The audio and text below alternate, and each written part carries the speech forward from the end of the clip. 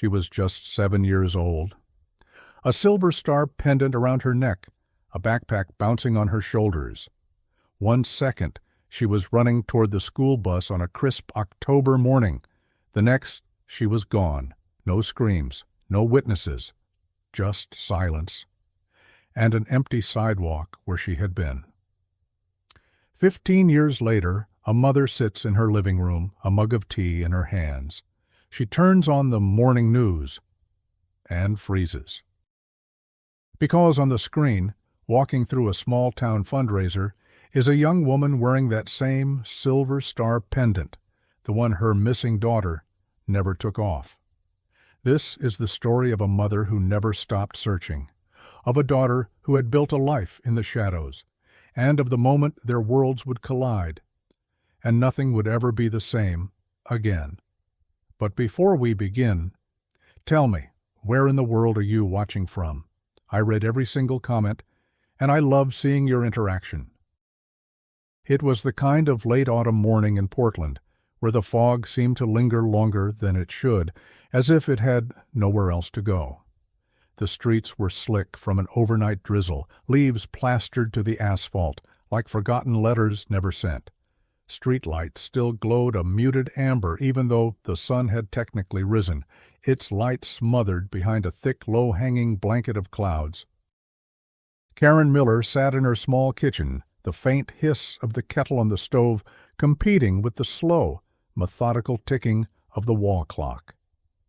Every morning for the past 15 years had begun almost exactly like this, with silence so heavy it felt like a second skin, and the same ritual she could never bring herself to break. Her coffee mug was already set out beside a neatly folded section of the Oregonian, though she barely read it anymore.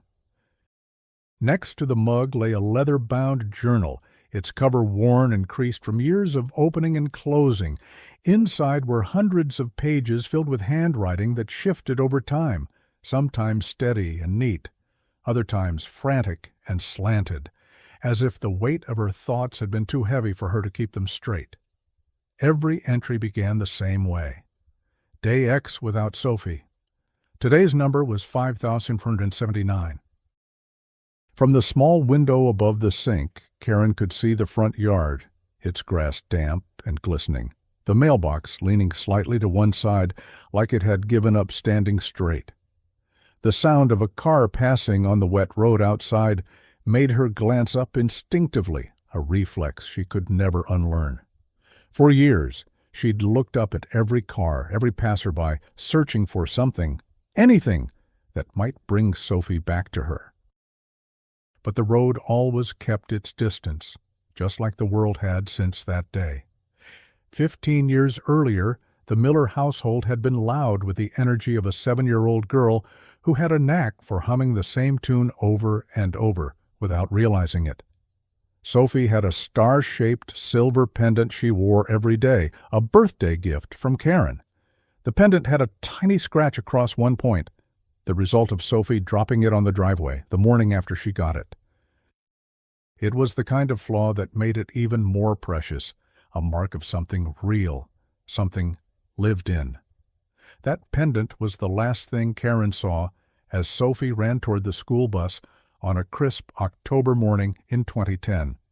The image was as sharp now as it had been then, Sophie's ponytail swinging, her little backpack bouncing with each step, and that silver star catching the pale sunlight before she disappeared into the bus's open doors. By that afternoon, she was gone. No one on the bus could say for certain where she had gone after school, and no one had seen her walking home. It was as if the city had swallowed her whole. The official investigation had burned bright and fast at first, police combing through parks, knocking on doors, even dredging parts of the Willamette River. Flyers with Sophie's school photo were taped to every lamppost and shop window. The words "missing" and "please help" in bold, desperate letters. But weeks turned into months, and the search quieted. By the second year, her case had become just another file in a metal drawer somewhere downtown. Karen never stopped. She kept the flyers in a box in her closet, along with Sophie's favorite sweater, still carrying the faint scent of her daughter's strawberry shampoo. She called the detective on the case every few months, even after the woman retired, just to hear someone else say Sophie's name out loud. There was comfort in the sound of it, even if it hurt. Now, as the kettle began to whistle, Karen reached for the handle and poured the steaming water over a tea bag, the faint scent of chamomile rising with the steam. Her hands shook slightly as she wrapped them around the mug, not from the heat, but from a sudden and unexplainable chill. She glanced toward the living room, where the television sat dark and silent. For the past few days she'd been avoiding turning it on. The news had become a minefield. Too many stories of people found too late, too many faces that weren't Sophie's. But something in the air this morning made her think of turning it on anyway. She carried the mug to the couch, the sound of her slippers brushing against the carpet filling the empty space. Outside, the fog was beginning to lift, revealing the narrow street and the houses across from hers. She set the mug down on the coffee table and picked up the remote, her thumb hesitating over the power button. The clock ticked louder in the silence. Karen pressed the button. The screen came alive with a burst of static before resolving into the muted colors of a morning news broadcast. A smiling anchor was mid-sentence, her voice too bright for the hour, reading a list of local events. A farmer's market reopening. A high school football game postponed due to weather. Karen barely listened. She let her eyes wander across the room, the bookshelf lined with framed photos, most of them of Sophie at different ages. There was one from her first day of kindergarten, her grin wide enough to show the tiny gap in her front teeth, and another of her at the zoo, holding a melting ice cream cone as a giraffe bent its long neck toward her. Karen's gaze snagged on the smallest frame, the one that held Sophie's school picture from the year she disappeared. Her hair had been tucked neatly behind her ears that day, a rare moment when she let her mother fuss over her. Karen had chosen the light blue sweater, thinking it would bring out the warm brown in her daughter's eyes. She remembered Sophie complaining that morning about how scratchy it felt, but she'd worn it anyway. That photo had been the one plastered all over Portland during the search, the one that people remembered, if they remembered at all.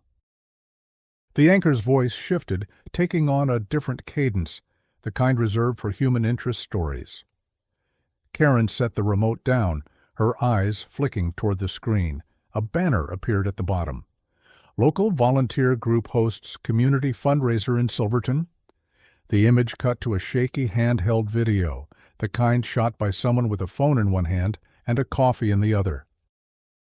A crowd milled around a small town square, booths lined up with homemade crafts, the sound of distant music mingling with chatter. Karen took a sip of tea, the warmth spreading down her throat. And then she froze. In the center of the frame, passing between two stalls, was a young woman in a dark green jacket. She was carrying a stack of flyers, talking animatedly to someone just off camera. For the briefest second, she turned toward the lens, laughing at something. It wasn't just her face, it was the tilt of her head, the curve of her smile, the way her eyes caught the light. Karen's breath caught in her chest. The tea mug slipped from her hands, hitting the carpet with a dull thud and spilling a golden stain into the fibers. She leaned forward, eyes locked on the screen. The young woman in the video was older, taller, her hair longer and darker. But Karen would have known her anywhere, the same shape of her chin, the same delicate arch of her brows. And around her neck, glinting in the weak winter sun, was a silver, star-shaped pendant. Her mind reeled. 15 years had passed. It couldn't be. And yet, there it was, the tiny scratch on one point of the star, visible even in the grainy footage. The reporter's voice continued over the video, oblivious to the earthquake it had just triggered in Karen's living room. Volunteers have been working tirelessly to raise funds for restoration efforts following last month's storm damage. But Karen heard none of it. She was already fumbling for her phone, her fingers numb, dialing a number she hadn't used in years. "Detective Sanchez," came the voice on the other end, older now, more worn. "Laura, it's Karen Miller," she said, her voice trembling. "I think I just saw my daughter on the news." There was a pause, not disbelief exactly, but the kind of pause that comes from knowing how many false leads the years can bring. "Karen, slow down. Tell me exactly what you saw." Karen's eyes were still on the frozen image on her TV screen, the news anchor now halfway through the next story. "She's alive, Laura. I know she is. And she's wearing the necklace." Outside, the fog had completely lifted, revealing a pale, washed-out sky. But in Karen's chest, the storm had just begun. Karen Miller had always been the kind of woman who noticed the small things. Even before her life split into two eras, before Sophie disappeared and after Sophie disappeared, she had an eye for detail that bordered on obsessive. She could tell if someone had moved the salt shaker on her kitchen table a fraction of an inch, or if a vase of flowers had shifted in its arrangement. She wasn't controlling, not in the way people might think. She just found comfort in order. Life was messy enough without the little things falling out of place. Before 2010, her days had been filled with the ordinary chaos of raising a young daughter. Mornings were a blur of cereal bowls, missing homework pages, and Sophie's favorite purple sneakers that always seemed to vanish 5 minutes before they had to leave for school. Karen worked as a second-grade teacher at a local elementary school, a job she had chosen because it allowed her to be home in time for Sophie's return each afternoon. Her students adored her for her patience and her ability to turn even the dullest history lesson into a story worth listening to. Back then, she'd been married to David Miller, a structural engineer whose work often took him to job sites around Oregon. David had been a good father in his way, playful, encouraging, quick to offer Sophie rides on his shoulders during walks downtown. But he was also distracted, often more consumed by blueprints and deadlines than the subtle shifts in their daughter's mood. Karen sometimes resented him for that, though she rarely said it out loud. The morning Sophie disappeared had started like any other. Karen remembered making scrambled eggs, the smell of butter filling the kitchen, Sophie sitting at the table swinging her legs as she hummed an off-key tune from the school choir's practice. David had been out the door before sunrise for an early meeting, leaving Karen to handle the school drop-off. Sophie had insisted on wearing her new silver star necklace, the one Karen had given her for her birthday, just 2 weeks earlier. Karen's life after that day became a slow erosion. The first few months were a blur of police interviews, search parties, and sleepless nights, replaying every detail of the morning Sophie vanished. She left her teaching job halfway through the school year, unable to stand in front of a classroom filled with children who were Sophie's age without breaking down. Her marriage to David cracked under the weight of grief and blame, his silence colliding with her need to talk about Sophie every waking hour. Within 2 years, they had divorced. Now, at 48, Karen lived alone in the same modest 2-story house where she had raised Sophie. People often asked why she hadn't moved, but she couldn't imagine leaving the place where her daughter's laughter had once bounced off the walls. The house had become a museum of sorts. The front porch with the worn swing Sophie used to love, the narrow hallway lined with family photos, Sophie's bedroom still painted the soft yellow they had chosen together. The bed was neatly made, the shelves still holding her books and stuffed animals. Dust gathered in the corners, but Karen could never bring herself to pack any of it away. She filled her days with routines. Morning tea, a walk through the neighborhood, errands at the same grocery store she'd gone to for years. She volunteered at the local library twice a week, shelving books and helping with the children's reading program. It was both torture and therapy. Being around children reminded her of what she had lost, but it also kept her from becoming completely untethered from the world. Despite the years that had passed, Karen had never stopped searching for Sophie in the faces of strangers. At the park and grocery store aisles, in the fleeting glances of passengers on buses, her eyes had become skilled at picking out familiar shapes in the unfamiliar. It was an instinct she couldn't turn off. Sometimes she thought she saw Sophie in the curve of a young woman's jaw or in the way a teenager tucked her hair behind her ear. These moments left her shaken, both hopeful and hollow. Her friends, what few she had left, often told her she needed to move on. Karen hated that phrase. Move on to what? A life where Sophie didn't exist? She didn't want that life. She would carry the absence like a stone in her chest until the day she died. Karen's connection to Sophie had always been more than just the bond between mother and daughter. It was a kind of unspoken rhythm, the way two people could move through the same space and anticipate each other's thoughts without words. When Sophie was little, she would crawl into her mother's lap without saying a thing, and Karen would know instantly if it was because she was tired, scared, or simply wanted to be close. That silent understanding had been their language, one that no one else could speak. In the years before the disappearance, Sophie had been a child full of contradictions. She was shy in crowds, but bold in her imagination, capable of spinning entire worlds from a handful of crayons and a blank sheet of paper. She had a habit of talking to herself when she played, narrating her actions like the heroine of some unseen adventure. Karen loved listening from the kitchen, hearing her daughter's voice carry up and down the hallway, a running story that shifted and morphed with each passing hour. Karen's most vivid memories weren't the big events, not the birthdays or the trips to the coast, but the small, ordinary moments.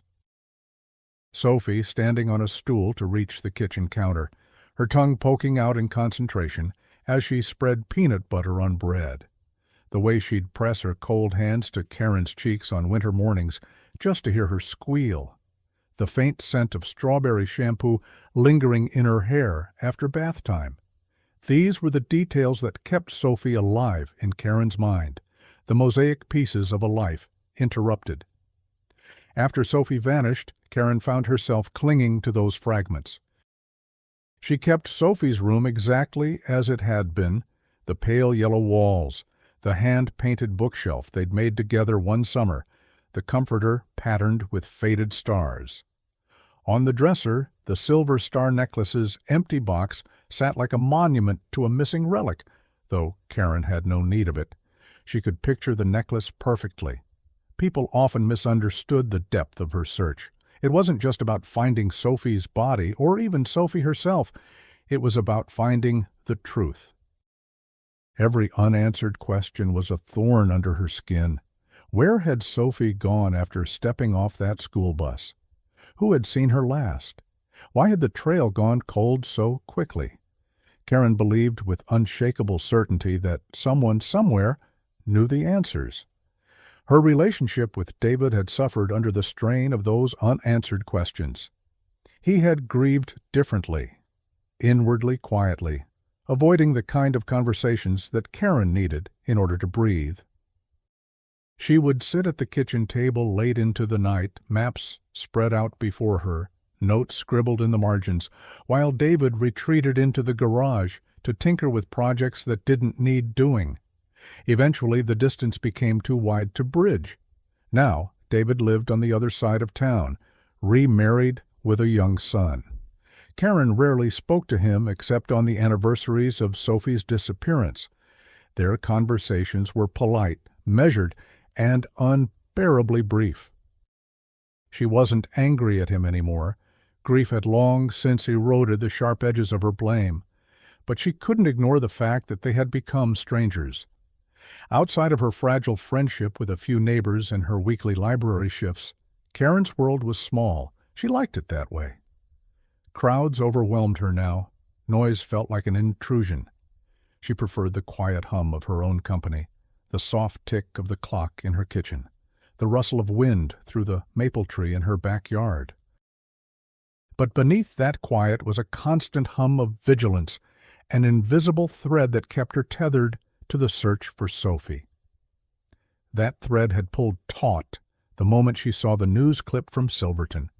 Karen didn't believe in coincidences, not when it came to her daughter. If Sophie was out there, and Karen knew in her bones that she was, then the past 15 years had been leading to this moment. Karen barely slept that night. The image from the Silverton news clip played on an endless loop behind her eyelids every time she closed them. The green jacket, the laugh that carried just enough familiarity to tighten her chest, and most of all, that silver star necklace glinting in the pale winter light. She had replayed the segment so many times on her DVR that she'd memorized every frame, even the blurred background figures that passed by behind Sophie. By 6 a.m., she was back in the kitchen, the glow from the television screen spilling across the counter. The newscast had already moved on to other stories, but Karen didn't need the footage anymore. It was burned into her memory. She grabbed her notebook from the table, flipping past pages filled with years of dead ends and scribbled theories, until she found a clean sheet. At the top, she wrote in block letters, Silverton, Jan 18. She noted every detail she could recall, the vendor stalls behind Sophie, the kind of crafts on the tables, the angle of the winter sunlight. She paused over one particular observation, a man in the background wearing a Navy baseball cap, standing still while others milled around him. His face was partially obscured by shadow, but there was something about the way he seemed to be watching Sophie, not the booths, that made Karen circle his figure twice in her notes. By mid-morning she had called Detective Laura Sanchez. They arranged to meet at a small diner halfway between Portland and Silverton. The place smelled of burnt coffee and maple syrup, its vinyl booths patched with duct tape. Laura arrived in a dark coat, her hair more silver than Karen remembered, her expression measured. She listened as Karen laid out her notes, occasionally glancing at the still frame Karen had printed from her TV. "You're certain it's her?" Laura asked finally, though her tone made it clear she already knew the answer. Karen's voice was steady, but her hands betrayed her, fingers tightening around her mug. "I've been certain every time I thought I saw her. The difference is, this time, I can prove it. The necklace, Laura. That scratch on the star, I know it like I know my own face." Laura leaned back, studying the photo. "If it is Sophie, she's not hiding in the middle of nowhere. She's in public. That means there's a reason she hasn't come forward, and we need to know why." Something in the way Laura said we gave Karen a flicker of hope she hadn't felt in years. 2 days later, Karen drove to Silverton herself. The small town sat nestled among rolling farmland, its main street lined with brick buildings and painted storefronts. A river ran just beyond the square, swollen from recent rain, the water a restless brown under the low sky. The air smelled faintly of wood smoke and wet earth. Karen parked near the square and walked slowly, scanning every doorway, every passerby. She stopped at the spot where she believed Sophie had been standing in the news clip. The vendor booths were gone now, replaced by slush-covered cobblestones. She noticed a bulletin board outside the coffee shop plastered with local announcements, piano lessons, lost pets, a flyer for the very fundraiser she'd seen on TV. The fundraiser flyer included a list of volunteers. Her eyes darted down the column of names, heart-pounding, but Sophie's name wasn't there. Still, one name made her pause, Lena Marks. Karen didn't know why the name struck her until she remembered a conversation from years ago with one of Sophie's old classmates. Lena had been in Sophie's grade, a quiet girl who'd moved away suddenly the summer after second grade. Karen had never thought much about it, but now she snapped a photo of the flyer and went inside the coffee shop. It was warm and crowded, the hiss of the espresso machine blending with bursts of laughter from a corner table. She ordered a tea and sat by the window, watching the street. 20 minutes later, a young woman walked past the glass. Dark green jacket, hair pulled back. Karen's breath caught. She was on her feet before she knew it, pushing through the door and stepping out into the cold air. But by the time she reached the sidewalk, the woman was gone, swallowed by the crowd turning the corner. Karen hurried after her, scanning faces, but saw nothing. And yet, the sound of that laughter from the news clip seemed to echo in her ears. Karen stood on the corner, scanning the flow of pedestrians as if she could rewind reality itself. The green jacket was gone, but her pulse was still racing. She forced herself to take a slow breath, then another. Maybe it hadn't been Sophie. Maybe her mind, desperate after 15 years, was playing its cruelest trick yet. But then she spotted another clue. Across the street, just outside a small bookstore, a man in a navy baseball cap leaned against the wall. He was the same man she had circled in her notes, the one from the background of the news clip. His gaze was fixed on the crowd, but every so often he looked in her direction. Karen couldn't tell if it was coincidence or recognition. She crossed the street, her boot splashing through a shallow puddle. But by the time she reached the bookstore, the man had vanished inside. She hesitated at the door, torn between fear and determination before finally stepping in. The air inside smelled of old paper and dust. Narrow aisles formed a maze between tall shelves, the kind where a person could disappear in seconds.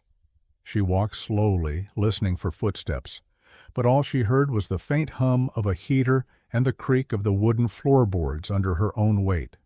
She turned a corner and froze. On the shelf before her, face out among the spines, was a children's book she knew well, The Starkeeper. Sophie's favorite bedtime story. A small sticker on the cover marked it as "Not for Sale, Display Copy." Karen reached for it, her fingers brushing the worn edges of the cover. Inside, on the first page, someone had drawn a tiny star in black ink. Her knees felt weak. It was a star exactly like the one Sophie used to doodle in the margins of her schoolwork, the lines drawn without lifting the pencil, a continuous loop. She turned the page, scanning for more marks, but there was nothing else. When she looked up, the man in the navy cap was gone. Karen left the store and sat in her car, gripping the steering wheel. The book was still in her bag. The clerk had let her take it after she explained it was a personal memento. She stared at it for a long time before starting the engine. That night, back in Portland, Karen spread the book, her notes, and the printed still frame from the news clip across her dining table. The three items formed a triangle of truth she couldn't ignore. Sophie was out there. Someone else knew it too, and that someone might be watching both of them. At 11:42 p.m., her phone buzzed with a text from an unknown number. It was a single photo, the street outside her house, taken from somewhere across the road. No message, no name. Karen's heart pounded in her ears. She double-checked the locks, pulled the curtain shut, and sat in the dark, clutching the silver locket she wore under her shirt. Somewhere in the distance, a car engine started, then faded away. 2 days after receiving the photo of her street, Karen was sitting in a corner booth of the same diner where she had first met Laura Sanchez after seeing Sophie on the news. The Formica tabletop was scarred from decades of coffee cups and silverware, the overhead lights humming faintly. Laura slid into the booth across from her, a thick folder tucked under one arm and a small digital recorder in her hand. "I had the photo analyzed," Laura began without preamble. "No metadata to work with. It's been scrubbed. Whoever sent it knows what they're doing." Karen's fingers tightened around her mug. "So it's not just some random prank?" Laura shook her head. "No, and I think it's connected to the man in the baseball cap you saw in Silverton. I pulled stills from the news footage. He's in the background more than once, and always within line of sight of Sophie. Karen's pulse quickened. Do we know who he is? Not yet, Laura said, flipping open the folder. Inside were grainy prints from security cameras and enhanced screenshots. But I've got a few leads. A guy matching his build and posture was seen at a local hardware store the morning of the fundraiser, paid in cash, bought rope, tarps, and a padlock. The words made Karen's stomach knot. Do you think he's holding her somewhere? Laura's eyes softened, but her tone stayed even. I'm not jumping to conclusions. For now, we follow the trail. That afternoon they drove together to Silverton. The sky was low and gray, the kind of Oregon winter day that felt heavier than it should. Laura's unmarked sedan wound through narrow back roads, the wipers swiping at a light drizzle. Karen stared out the passenger window, her mind replaying Sophie's laugh from the news clip over and over, each repetition pulling her further into the possibility of seeing her daughter again. Their first stop was the hardware store. The manager, a man in his 60s with a slow, deliberate way of speaking, remembered the customer vaguely. Quiet guy, he said. Didn't look around much, just grabbed what he needed and paid. When Laura asked if he recognized the man from the still image, the manager nodded slowly. Yeah, that's him, but he didn't give me a name. From there they checked a coffee shop 2 blocks away. No one remembered the man, but a barista did recall seeing a girl in a green jacket waiting outside that morning. She seemed, nervous, the barista said, her brow furrowing as she tried to recall more. Kept looking over her shoulder. Karen leaned forward. Did she talk to anyone? The barista shook her head. Not that I saw. But when I looked again, she was gone. The rest of the afternoon was a blur of dead ends. A gas station attendant thought he recognized the man in the cap, but then admitted he could be thinking of someone else. A shop owner claimed she saw Sophie weeks before the fundraiser, but her description was vague enough to apply to a dozen young women in town. By the time the sun began to set, the drizzle had turned into a steady rain. Karen and Laura sat in the car outside a quiet motel, watching as a single light flickered in one of the rooms. Laura tapped her fingers on the steering wheel. There's a guy registered here under a fake name, paid cash, matches the timeline of when Sophie was last seen. We need to be careful. Karen swallowed hard. Do you think she's in there? Laura didn't answer right away. I think, if she's here, she may not be alone, and we need to know why before we make a move. The rain drummed harder on the roof of the car, the wipers squeaking across the windshield. Somewhere inside that dimly lit room could be the answer Karen had been chasing for 15 years, or another cruel dead end. Laura decided they couldn't just knock on the motel door. Instead, they parked across the street, blending into the shadows near a row of dormant cherry trees. From their vantage point, they could see the entrance to the suspect's room. Karen clutched the strap of her bag, her eyes fixed on the door, barely blinking. For over an hour, nothing happened. The rain slowed to a mist, and the only movement was the occasional flicker of the TV through the thin curtains. Karen's mind wandered, imagining Sophie inside, imagining the shock on her face if the door opened and their eyes met. She was so deep in thought she almost missed it when the door finally cracked open. A man stepped out. Even in the dim light, Karen recognized the Navy baseball cap. He glanced up and down the street before locking the door behind him. Then he walked toward a beat-up pickup truck parked at the far end of the lot. Karen's heart pounded, and every instinct screamed at her to run across the street, to pound on that door.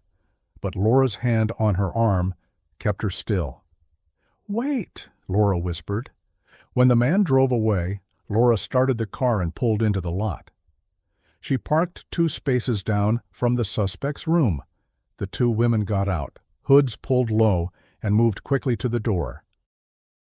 Laura produced a small tool from her coat pocket, something she claimed was just for quick looks, and had the lock turned in seconds. The smell hit them first. Not foul, but lived in. Coffee, damp clothes, and something faintly metallic. The room was dim, lit only by a lamp on the nightstand. On the bed, a duffel bag sat half-zipped, revealing clothes, a flashlight, and a roll of duct tape. Karen's stomach tightened. Then she saw it. On the small desk by the window, next to an open notebook, lay a photograph. It was Sophie. Not 7 years old, but as she looked now, or at least, as she might look now. The photo was candid, taken from a distance, and her expression was unreadable. Karen's hands shook as she picked it up. The background matched the coffee shop in Silverton. Laura scanned the room, her gaze locking on the notebook. She flipped through quickly. Most pages were blank, but in the middle was a list of dates and towns. Some Karen recognized, places where she had chased tips about Sophie in the past. Others were unfamiliar. Karen's voice cracked. He's been following her, maybe even following me. Before Laura could respond, headlights swept across the thin motel curtains. A vehicle pulled into the lot. Laura's eyes widened. It was the pickup truck. The man was back. They moved fast. Laura slipped the notebook into her coat, and Karen shoved the photograph into her bag. They eased out the back door, a service exit that led to a narrow alley, and hurried to the car. From their position across the street, they watched the man enter the room. He paused in the doorway, scanning the interior with a slow, deliberate motion. Then he slammed the door. Karen gripped Laura's arm. He knows someone's been inside. Laura's jaw tightened. Then we need to move quickly. As they drove away, Karen's phone buzzed. Another text from the same unknown number. This time, it wasn't her house. It was a photo of her and Laura sitting in the diner earlier that day. Karen's throat went dry. Whoever was behind this wasn't just close to Sophie. They were close to her. The photo of Karen and Laura at the diner had changed everything. It wasn't just proof they were being watched. It was a warning. Whoever sent it wanted them to know they were close enough to touch. Laura insisted they lay low for a couple of days, but Karen couldn't sit still. Every hour that passed without answers felt like a year. On the third morning, Laura called. "I've got something," she said, her voice low. "The man in the baseball cap, his name is Grant Keller, private security contractor, worked a lot of jobs off the books. And here's the kicker. He used to live in Portland, 2 streets away from you." Karen's stomach lurched. "You're telling me he's been around all this time?" "Not just that," Laura said. "He moved to Silverton a year after Sophie disappeared. No official reason. But I think that's when this whole thing started." They met at Laura's office, a cramped space above a laundromat. Files and case folders covered every surface. Laura slid a manila envelope across the desk. Inside were photocopies of employment records, addresses, and a grainy photo of Grant from 10 years earlier. Even then, the cap was pulled low over his face. Karen flipped through until one page stopped her cold. A list of known associates. One name jumped out like a shout. Lena Marks. The same Lena from the fundraiser flyer. The same Lena who had been in Sophie's grade. Karen's voice was barely above a whisper. She knew Sophie when they were kids. Laura nodded. And here's where it gets complicated. Lena disappeared from school records the same month Sophie did. Her parents told people they were moving to Idaho, but there's no record of them there. It's like she erased themselves. Karen's pulse hammered in her ears. "Are you saying Lena might have been with Sophie all these years?" Laura leaned forward. "I'm saying it's possible. She wasn't just with her. She might have been part of keeping her hidden." That night, Karen sat at her dining table with Sophie's old school yearbook. She traced her finger over Lena's photo, a quiet girl with dark hair and guarded eyes. She remembered Sophie mentioning her once or twice, but never as a close friend. Still, something about the girl's expression in the picture made Karen uneasy. Just after midnight, her phone buzzed again. Another message from the unknown number. This time, it was a short video. Karen pressed play with trembling hands. The footage was shaky, taken from a distance, but there was no mistaking the girl in the frame. Sophie, older, yes, but undeniably her. She was standing outside a small grocery store, talking to someone off camera. Then a second figure stepped into view. Lena. They were laughing. Karen replayed the video over and over. Sophie didn't look scared. She didn't look like someone desperate to escape. If anything, she looked comfortable. The realization was like ice water in Karen's veins. What if Sophie wasn't being held against her will? What if she had chosen to stay away? Karen couldn't sleep after seeing the video. Every time she closed her eyes, she saw Sophie's face, older, sharper, framed by longer hair, but the same eyes, the same smile. It wasn't fear she saw there. It was choice. That thought cut deeper than any knife. The next morning, Laura called with an update. We traced the grocery store from the video. It's in a small, unincorporated area east of Silverton. No cameras inside, but there's one across the street at a feed supply store. I'm heading there now. Karen insisted on going with her. The feed store owner, a wiry man in a flannel shirt, was more than willing to help when Laura showed her badge. They rewound the footage to the exact timestamp from the anonymous video. There it was again, Sophie and Lena, walking side by side, laughing about something only they could hear. Grant Keller was nowhere in sight. They stayed in the parking lot for almost 10 minutes, loading paper bags into the trunk of a faded blue sedan. Karen leaned closer to the screen. Pause it there. Laura hit the space bar. Karen pointed to a detail on the trunk. A bumper sticker, faded but legible. Silverton Animal Rescue. Back at Laura's office, they dug into public records. The Animal Rescue was a small nonprofit, run entirely by volunteers. The director's name, Margaret Marks, Lena's mother. The file showed the rescue had operated quietly for over a decade, funded mostly by private donations. It also listed an address on the outskirts of town, a rural property surrounded by acres of trees. That's where they are, Karen said, her voice low but certain. Laura wasn't ready to move without more information. If Sophie's there willingly, barging in could blow any chance we have at the truth. We need to know why she stayed away before we make a move. But Karen couldn't shake the thought that every hour wasted was another hour Sophie slipped further away. That night she drove to the address alone. The road turned to gravel, then narrowed to a single lane. Trees closed in overhead, their bare branches scratching against the cold night sky.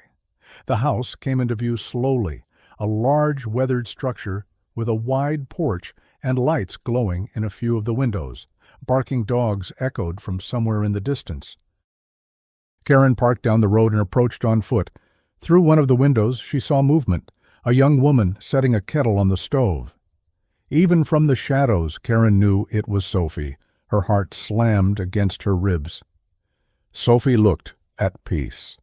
She moved around the kitchen like someone who belonged there, and then Lena entered the frame, saying something that made Sophie smile.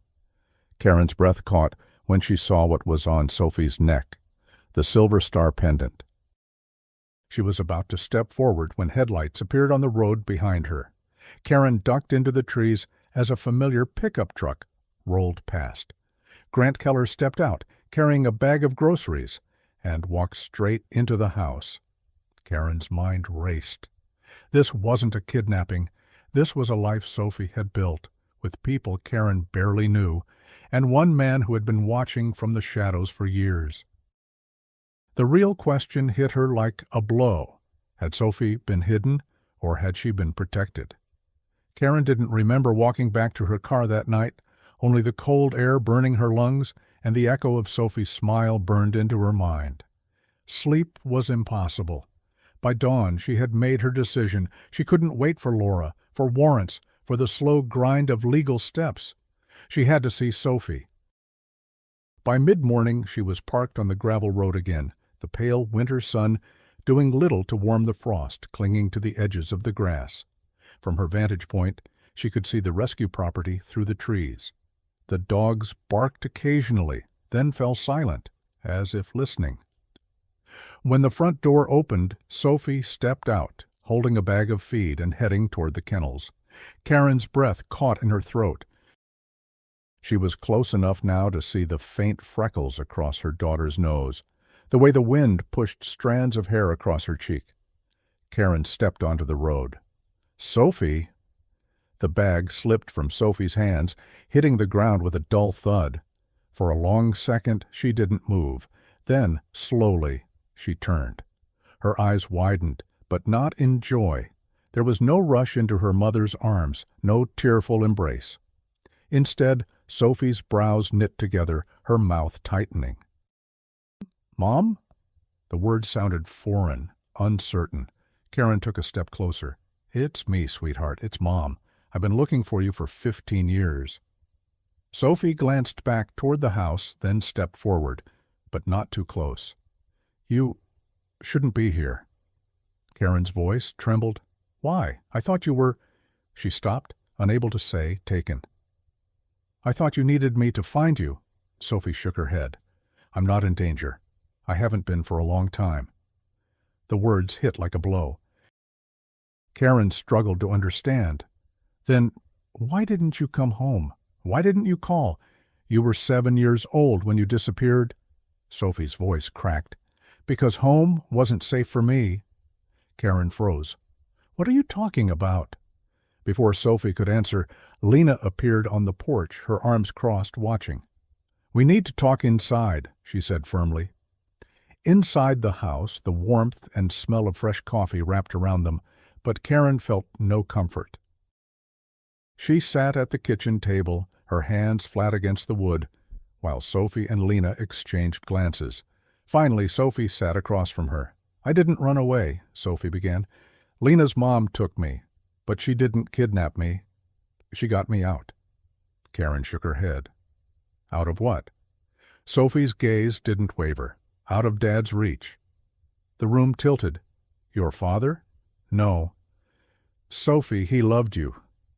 Sophie's voice rose. "He hurt me. He hurt both of us, Mom, but you didn't see it, or maybe you didn't want to." Karen's breath came shallow. Memories clashed in her head. David's temper on bad days, the way Sophie sometimes flinched when voices got loud, the fights she'd brushed off as stress. "I thought," Karen's voice broke, "I thought I was keeping you safe." Sophie's expression softened slightly. "I know you didn't know. And Lena's family, they kept me hidden because he would have found me if they didn't." Karen leaned back, the weight of the revelation pressing into her chest. 15 years of searching, of fearing strangers, of imagining monsters, and the danger had been inside her own home. Karen felt as though the walls of the kitchen were closing in. She gripped the edge of the table, searching for air. Why didn't anyone tell me? Why didn't you call? I would have come. I would have—" Sophie shook her head. "It wasn't that simple. You and Dad were still married. He could have gotten custody, and then—" She stopped, swallowing hard. "I wasn't willing to risk it." Lena spoke for the first time, her voice calm but firm. "Margaret knew the system wouldn't protect Sophie. We'd seen it happen before. So we did what we thought was right. We kept her away, kept her off the radar. No school records under her real name, no paper trail." Karen turned to Lena, anger sparking through the haze of shock. "You decided that for me. You decided I didn't have the right to know my own daughter was alive." Lena didn't flinch. "If you had known, you would have told him, even if you didn't mean to. He would have found her." The truth in Lena's tone stung. Karen had spent years defending David in her mind, even after their divorce. She'd told herself he was flawed but harmless, a man broken by loss. But Sophie's steady gaze told her otherwise. Tears blurred her vision. "I'm so sorry," Karen whispered. "I should have seen it. I should have protected you." Sophie reached across the table, her fingers brushing Karen's. "You couldn't have known, but now you do, and things are different." Karen's heart leapt at the word. "Different how? Are you saying you might come home?" Sophie hesitated, then pulled her hand back. "Mom, my life is here now. The rescue, the animals. Lena, this is home for me." The words landed like a stone. Karen had imagined this reunion for 15 years, the hugs, the tears, the promise of catching up on lost time. She had never imagined her daughter choosing to stay away. Before she could respond, the low rumble of a truck engine broke the moment. Sophie's eyes flicked toward the window. "Grant's back." Karen's pulse quickened. "Why is he here?" Lena stood, moving toward the door. "Because he's the only reason your father hasn't found this place." Karen stared. "He's protecting you?" Sophie nodded slowly. "He always has, even when it meant following you, making sure you didn't get too close before it was safe."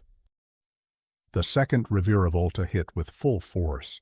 The man Karen had feared as a stalker was, in fact, the quiet guardian standing between Sophie and the life she had run from. Karen's breath caught. The enemy she'd imagined was her unlikely ally.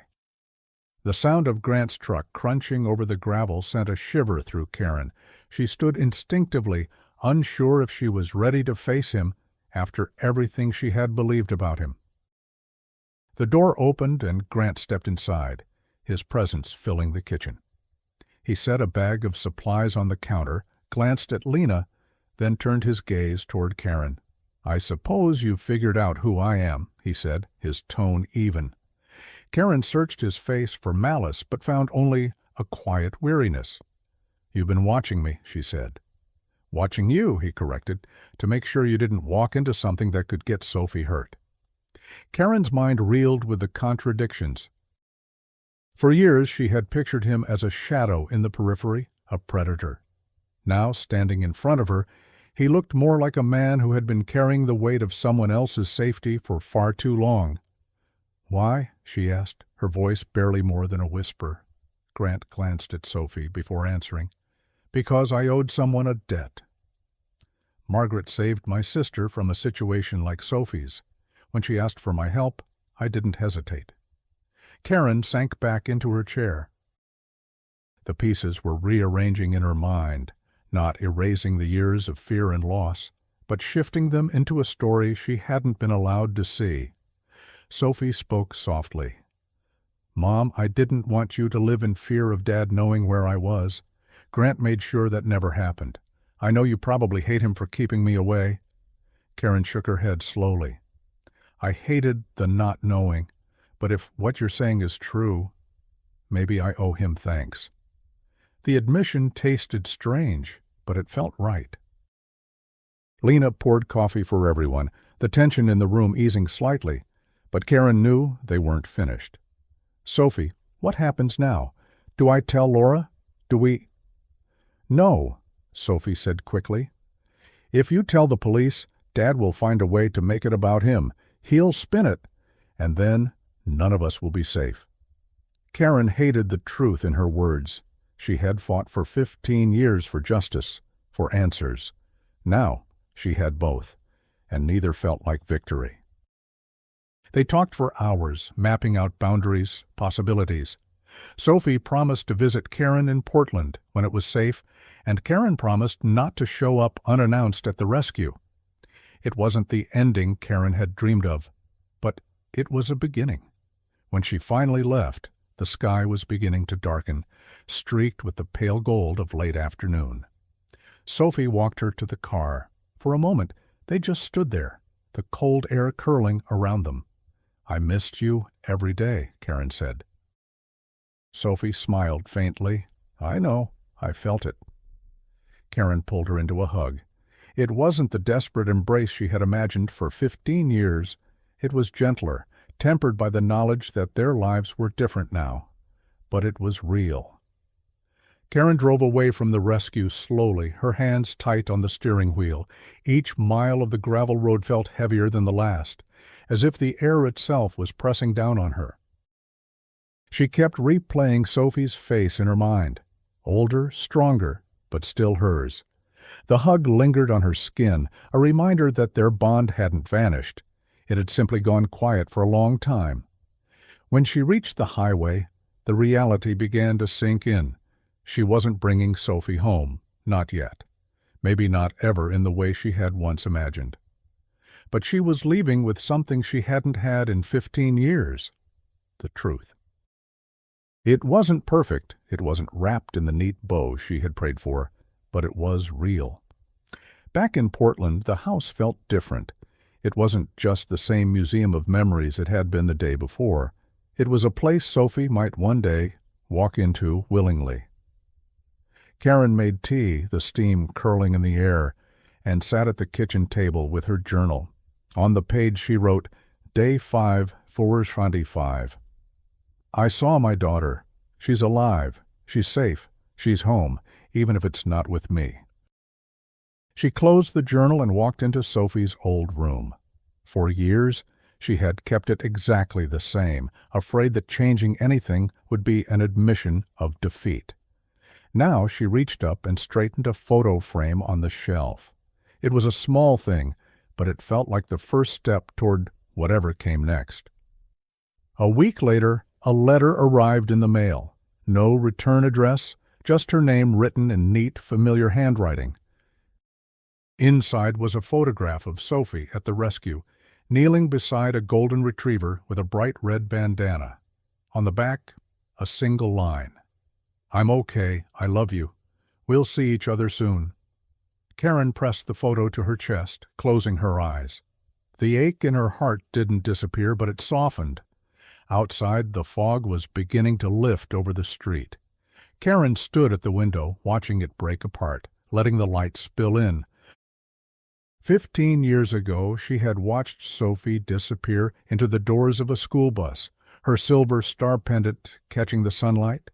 Today she stood in the same quiet house, the same street stretching before her, and for the first time in years, she believed the road ahead might lead them back to each other.